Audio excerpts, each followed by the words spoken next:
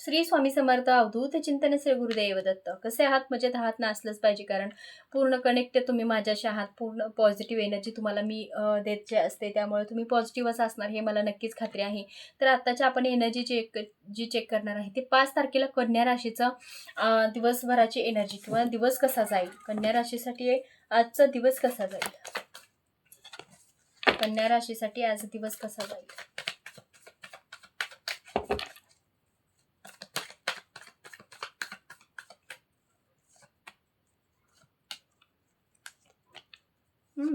Okay.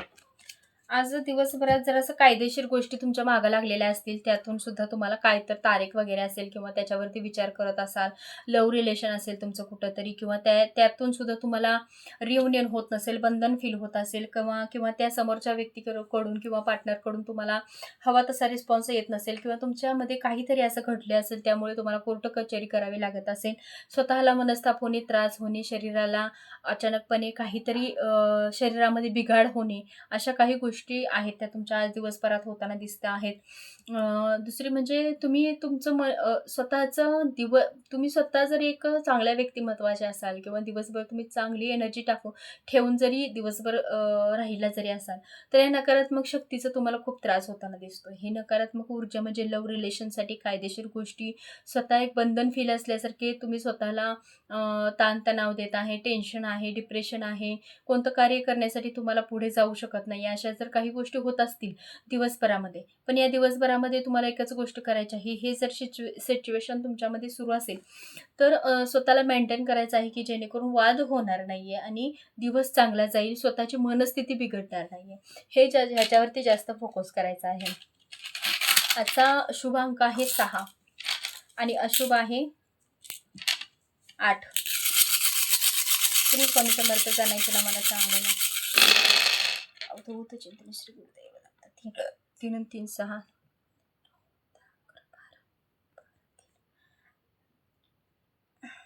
बघा, 12 वाजेपर्यंत तरी तुम्हाला शुभ कार्य कोणतं करायचं नाही. 12 नंतर शुभ कार्य करा. 12:30 नंतर कारण स्वामी भक्त असाल तर 12:30 नंतरच करा, कारण भिक्षेचा टायमिंग असतो. तेव्हा स्वामी आपलं कोणतंच कार्य बघत नाहीत, किंवा आपण जरी त्यावेळेस स्वामी समर्थांना जरी आपण म्हटलो की श्री स्वामी समर्थ, श्री स्वामी समर्थ, हे त्यांच्यापर्यंत पोहोचत नाहीत.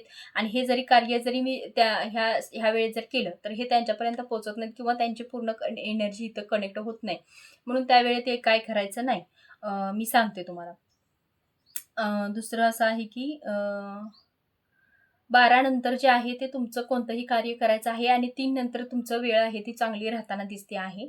संध्याकाळी 3च्या नंतर म्हणजे प्रदोष काळापर्यंत तरी चांगली आहे. संध्याकाळी पूर्ण म्हणजे दुसरा दिवस लागोसपर्यंत तरी चांगली एनर्जी आहे. पण सकाळी 12 पर्यंत तरी निगेटिव्ह एनर्जीचा त्रास होताना दिसतो आहे तुम्हाला, आणि 12 नंतर पॉझिटिव्ह राहताना दिसते आहे, आणि 3 नंतर परत एकदा पॉझिटिव्ह एनर्जी तुमच्यामध्ये खूप छान अशी एनर्जी येताना दिसते आहे. श्री स्वामी समर्थ. ओके. बघा, ओम नमः शिवायचा सकाळी उठल्यानंतर जप करायचा आहे. अंथरुणातून आपण जेव्हा उठतो तेव्हा पहिल्यांदा ओम नमः शिवाय हा जप करायचा आहे, जेणेकरून दिवसाची सुरुवात तुमची चांगली झाली पाहिजे, आणि स्वतःमध्ये तुमच्या इतकं मातृत्व त्या दिवशी येणार आहे की जेणेकरून तुमच्यामध्ये एक वेगळीच माया दिसते आहे की सगळ्यांची काळजी करणे, सगळ्यांवरती प्रेम देणे, अशा काही गोष्टी तुमच्या आज दिवसभरात असताना दिसत आहे. स्वतः शिव जे आहेत ते कमळावर बसलेले आहेत, त्यामुळे त्यांच्यावरती एनर्जी अशी आहे की स्वतः शिवाजी महाराज नमः शिवाय जे आहेत आपले, ओम नमः शिवाय जे मंत्र आहे तो आपण सकाळी लवकर उठून म्हणायचा आहे.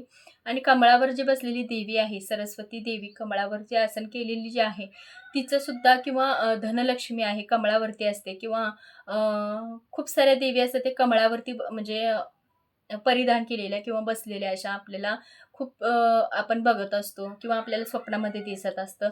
पण ही एका आईची एनर्जी आहे, एका स्त्रीची एनर्जी आहे, जे शिवांमध्ये आहे, शिवपूजेमध्ये दिसत आहे. त्यामुळे तुमच्यामध्ये अशी एनर्जी दिसते आहे की एका मातृत्वाची एनर्जी दिसते आहे. ती एनर्जी दिवसभरात तुमची राहताना दिसत आहे. थोडीशी चिडचिड होणार आहे. आईचा स्वभाव कसा असतो चिडचिड करणं. तसं थोडंसं चिडचिड करणे, नंतर थोडंसं चांगलं राहणे किंवा परत एकदा चिडचिड होणे, अशा काही गोष्टी तुमच्या दिवसभरात होत राहतील. पण ओम नमः शिवायचा मंत्र किंवा ओम नमः शिवाय सकाळी उठल्यानंतर सहज बोलल्यासारखं बोलायचं आपलं. जास्त काही टेन्शन घ्यायचं नाही. निवांत ओम नमः शिवाय म्हणायचं आणि विषय सोडून द्यायचं. श्री स्वामी समर्थ. अवधूत चिंतन श्री गुरुदेव दत्त. ओम नमः शिवाय, ओम नमः शिवाय, ओम नमः शिवाय. बस इतकंच बोलायचं आहे आपल्याला, दुसरं काहीच करायचं नाहीये. श्री स्वामी समर्थ. अवधूत चिंतन श्री गुरुदेव दत्त. एनर्जी जर आवडली असेल किंवा तुम्हाला रेझोनेट झाली असेल तर मला कमेंट करून सांगायला विसरू नका की ताई हो नक्कीच आम्हाला तुमची एनर्जी मॅच होते आणि तुम्हाला आम्ही तुम्हाला सपोर्ट देत आहे की जेणेकरून रोजच्या रोज तुम्ही आम्हाला आमच्यापर्यंत व्हिडिओ पोचवावा, जेणेकरून आमच्या पण आयुष्यामध्ये काहीतरी पॉझिटिव्ह घडावं. श्री स्वामी समर्थ. अवधूत चिंतन श्री गुरुदेव दत्त. श्री स्वामी समर्थ.